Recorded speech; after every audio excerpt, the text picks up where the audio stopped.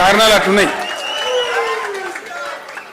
డెఫినెట్గా మంచిగా ఉన్నాయి. మన పార్లమెంట్ ఎలక్షన్లు ఏం ఫలితాలు వస్తాయో చూద్దాం.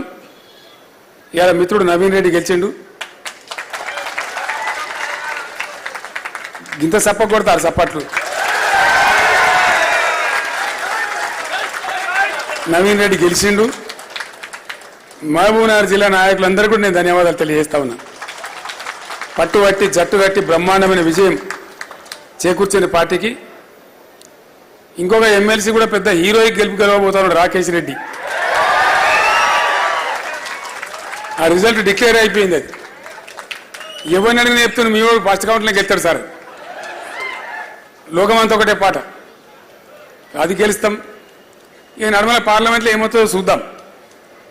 ఎన్నెన్నో రావచ్చు, ఓట్ల శాతం కూడా ఉంటుంది కదా మనకు వచ్చేది.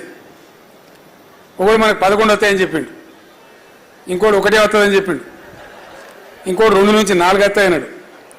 ఇది పెద్ద గ్యాంబ్లింగ్ లాగా అయిపోయింది. ఇది దాని మీద సట్టా బజారు, షరతులు కట్టుడు, బేటీలు కట్టుడు, ₹1 కోట్ల చేతులు మారుడు, ఇదో పెద్ద గోల్మాల్ కంపెనీ అయిపోయింది. సరే చూద్దాం. డెఫినెట్గా మంచి స్పందన ఉండే ప్రజలలో, బస్సు యాత్రలో మంచి ఫలితాలు రావాలి. ఎంతవరకు వస్తామో చూద్దాం. ఎట్లా వచ్చినా బాధ లేదు.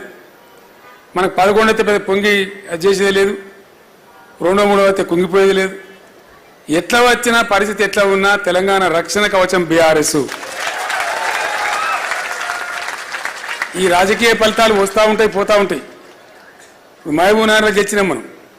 ముఖ్యమంత్రి సొంత జిల్లా, ఆయనే ప్రకటించిన మేము 200 మెజార్టీతో గెలుస్తామని. మనం 100తో గెలిచినాం. 111 ఫైనల్, 111తో గెలిచినాం. అంటే దీని ఇంత మాత్రాన మనం పొంగిపోయే అవసరం లేదు. కాబట్టి ఎప్పుడైనా జయాపజయాలు నిరంతరంగా వస్తూ ఉంటాయి, పోతూ ఉంటాయి. అవి ఆయా పరిస్థితులను బట్టి ఉంటాయి. కానీ మన ప్రయాణం, మన ప్రస్థానం కొనసాగుతుండాలి. మన కర్తవ్యం ఒకటే, దయచేసి నేను కోరుతున్నా. ఇప్పుడు కట్టే పని చేసి చాలా రోజులు అయితే నిలబడి మాట్లాడడం పర్లేదు. సో నేను కూడా మంచిగా దురస్థ అయిపోయాను. ఇప్పుడు ఏం బాధ లేదు. పోదాం, ఇంత దూరమైన పోదాం. చాలా అద్భుతమైన కొత్త నూతన ఉద్యమ పందా ఆవిష్కరించాల్సిన అవసరం ఉంది. ఇప్పుడు కొత్త ఉద్యమ పందా మనం పట్టాల్సి వస్తుంది. ఎందుకంటే ప్రజలను కాపాడుకోవాలి, ప్రజల కోసం పనిచేయాలి, ప్రజల హక్కుల కోసం పనిచేయాలి. వాళ్ళ ఆశలు అడియాసలు కాకుండా మనం కాపలాదారులుగా ఉండాలి. ఇంతకు మించిన వేరే కర్తవ్యం మనకు లేదు.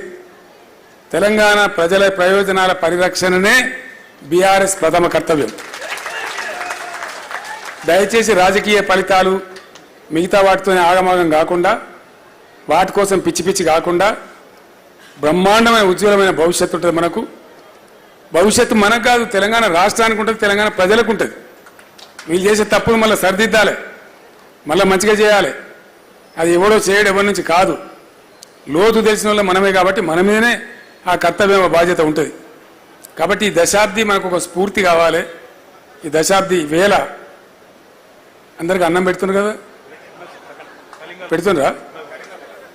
ఏర్పాటు చేసిండ్రు కదా. రామారావు చెప్తున్న భోజనాలు ఉన్నాయట, దానికి ఇబ్బంది ఏం లేదు. సో ఇంకా 10 నిమిషాలు ఎక్కువ మాట నడుస్తుందని మాట్లాడుతున్నాను నేను. ఈ భోజనం గ్యారెంటీ ఉంది కాబట్టి బాధ లేదు. కాబట్టి మీ అందరితో కూడా నా ప్రార్థన ఒకటే, ఉద్యమ ప్రస్థానం, ఉద్యమ ప్రారంభమైన రోజులు కావాలని మీకు నేను గుర్తు చేసిన. గంత కఠినమైన సమయంలో, అటువంటి పరిస్థితులలో ఉద్యమాన్ని ప్రారంభించి గొప్ప విజయం సాధించి రాష్ట్రానికి సాధించి పెట్టిన సంస్థ మన సంస్థ. ఈ రాజకీయ జయాపజయాలు మనకు లెక్క కాదు. మనం కూడా 2 టర్ములు గెలిచినాం, ఎంపీలు గెలిచినాం, అన్నీ చేసినాం. మళ్ళా వస్తుంది గెలిపి యాడికి పోదు. కాబట్టి మీ అందరితో నేను ప్రార్థించేది ఒకటే, దయచేసి ఎట్టి పరిస్థితులలో ముక్కవోని దీక్షతోని తెలంగాణ ప్రయోజనాలే ముఖ్యమైనటువంటి కేంద్ర బిందువుగా మనం పనిచేయాలి, పురోగమించాలి. అదే మన కర్తవ్యం. ఆ ఆశలు తెలంగాణ ప్రజలకు కూడా మన మీద ఉన్నాయి. నిన్న నేను మిమ్మల్ని అందరినీ యాత్ర బయలుదేరిదీసి, ఇది క్యాండిల్ ర్యాలీ, నేను వాపసు వస్తున్నా. ఇంటికి వాపసు వస్తుంటే ప్రతి కార్లకి ఇట్లా డబల్ థమ్స్ పెట్టి ఇట్లా చెప్తున్నారు. ఒక ఆటో డ్రైవర్ అయితే ఉరికొచ్చి నా దగ్గరకు వచ్చి నా కారు కొట్టి, సార్ మళ్ళీ మనమే గెలుస్తున్నాం, నువ్వేం భయపడక, మేము అందరం ఉన్నాం. ఆటో డ్రైవర్ నేనే ఆశ్చర్యపడతా ఉన్నా, ఆవేశం గురికొచ్చి చెప్తా ఉన్నాడు.